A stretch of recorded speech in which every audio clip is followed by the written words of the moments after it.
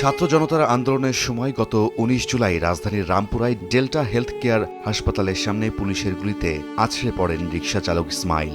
জীবন বাঁচাতে হামাগুড়ি দিয়ে সহযোগিতা চেয়েছিলেন হাসপাতালটির নিরাপত্তা কর্মীদের কাছে, কিন্তু তারা দরজা না খোলায় রক্তক্ষরণে সিঁড়ির ওপরেই প্রাণ হারান ইসমাইল। ইসমাইলের সাহায্যের আকুতি জানানোর ছবি সামাজিক যোগাযোগ মাধ্যমে ভাইরাল হলে সবার হৃদয়ে নাড়া দেয়। এই ঘটনায় শুক্রবার রাতে এক চিকিৎসক সহ ৫ জনকে গ্রেফতার করে হাতিঝিল থানা পুলিশ।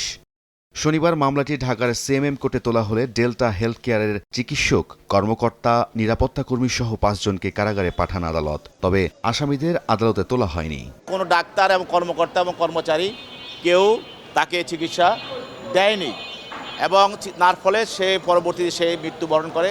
ডাক্তার সাদ বিন শামস তাকে এই হত্যা মামলায় ১ নম্বর আসামি করা হয় এবং অন্যান্য যারা কর্মকর্তা কর্মচারী ছিলেন হসপিটাল তাদেরকেও আসামি করা হয়। আজকে আদালতের তদন্তকারী কর্মকর্তা তাদেরকে উপস্থাপিত করে এবং তাদের কোনো রিমান্ড প্রার্থনা করা হয় নাই, যার কারণে জামিনও কেউ শুনানি করে নাই।